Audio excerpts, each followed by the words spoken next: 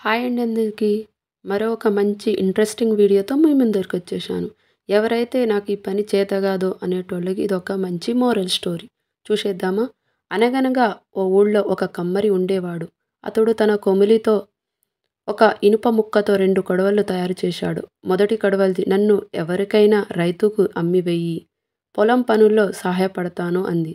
అది చెప్పినట్టుగానే కమ్మరి దాన్ని ఓ రైతుకు అమ్మేశాడు. రెండో కొడవలి మాత్రం నన్ను ఎవరికీ అమ్మొద్దు. నీ దగ్గరనే ఉంటాను. కష్టపడడం నాకు ఇష్టం లేదు అంది. అది కోరుకున్నట్టే కమ్మరి దాన్ని అమ్మకుండా ఓ మూలాన పడేశాడు. ఇలా కొన్ని రోజులు గడిచాయి. కొంతకాలానికి ఆ రైతు గడ్డి మోపును కొడవలిని పట్టుకొని ఇంటికి వెళ్తూ ఏదో పని మీద కమ్మరి దగ్గరకు వచ్చాడు.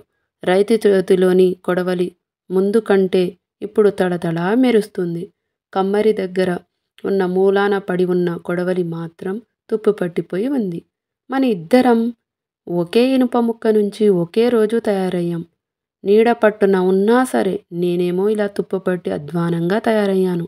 ఎండనక వాననక నిత్యం పని చేస్తూ ఉన్న నువ్వేమో అరిగిపోకుండా కరిగిపోకుండా చక్కగా మెరుస్తున్నావు.